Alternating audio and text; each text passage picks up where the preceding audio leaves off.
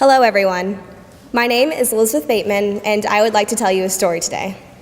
It starts in junior kindergarten, when a dear friend of mine, Paarsa Haque, came over for a play date. But this was no ordinary play date, because this day was the first time I ever tasted one of Paarsa's delicious baked goods. While her food is still mouth-watering to all of those lucky enough to taste it, Paarsa has grown since that time into a girl whose talents are only partially centered in the food world. She is amazingly dedicated to Model UN, mock trial, and youth in government, as she puts her blazing wits and heart into all three throughout the year. If this wasn't enough, Paarsa is also the ever-talented editor of Bellette, leading the school's art and literature magazine with confidence and brilliance.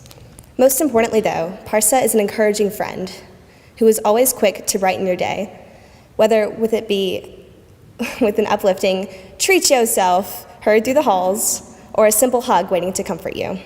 So please put your hands together for the beautiful and kind-hearted Paarsa Haque.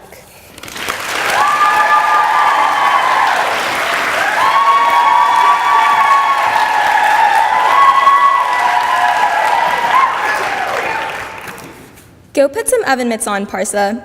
Whenever Miss Belskis sees me looking stressed or worried, those are her words of advice. As any senior will attest, I'm known for grandmotherly tendencies like baking.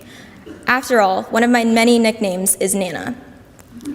Since before I could walk, I found myself always pestering my mom to let me bake. But it was my grandmother who really pushed me to pursue this hobby, to love it as much as she did. From her, I inherited both my infamous baby hands and a passion for sharing the thing I love most, food.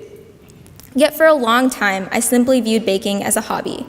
I never stopped to realize how much it meant to me. It was a hobby, nothing more. Once I began the wonderful experience that is high school, I worried so much about school and my extracurriculars.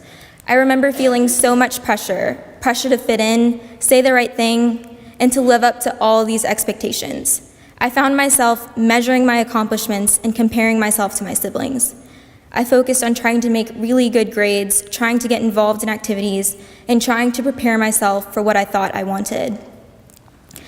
I did this all while complaining along the way. It seemed that every day I would, in my typical dramatic flair, exclaim, "I'm so stressed." I was so caught up in my own self-induced misery that I literally worried myself sick and ended up with a stomach ulcer. I had to miss a week of school while experiencing the worst pain of my life. This was when I realized something truly important. I was the cause of my own stress and my physical and mental pain. I was the one setting the bar too high for myself, not my teachers, classmates, or family. I realized that in my self-induced stress craze, I never stopped to take time for myself, to spend time with the people I loved, or to do the things I loved. I never put on my oven mitts. Once I recovered, I decided that I needed to handle things differently. I realized that as important as school and grades are, there are other things in life that are worth our attention. I realized that there has to come a point where we stop comparing ourselves to others and embrace who we are, regardless of our flaws and accomplishments. While I would love to say that everything got miraculously easier and that I started pursuing my hobbies again and spending more time with the people I loved, I'll be honest and tell you that it's difficult to take time for yourself. I felt like by putting down my books and pushing aside my extracurriculars, I was letting myself and others down. But once I put down the books and picked up the oven mitts, I finally felt like myself again.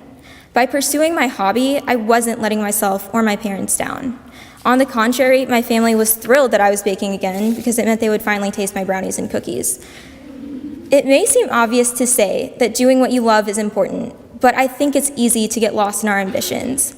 As humans, our natural inclination is to dream. And don't get me wrong, dreaming is a beautiful thing. Ambition is not the problem. We've been conditioned to look ahead and plan for our futures, all while pursuing tons of academic, athletic, or extracurricular goals along the way. Striving to achieve certain goals is good, but it's also important to take a step back and surround ourselves with the people and things we love. It's important to remember why we are pursuing our goals and what makes us truly happy. For me, cooking is the one thing that truly makes me happy. It's how I express myself, how I cope with whatever's going on in my life, and how I show people I care about them. So now I'll ask you, what makes you happy?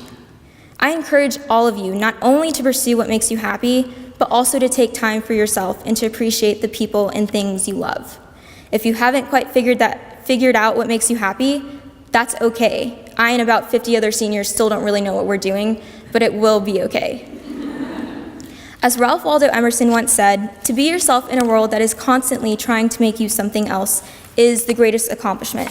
So make it your goal to be yourself and to find what makes you happy, and never let that go. Take it from someone who's taken herself too seriously for the past 18 years. It's okay to lighten up. Life is too short to spend it stressing over the little things. Thank you.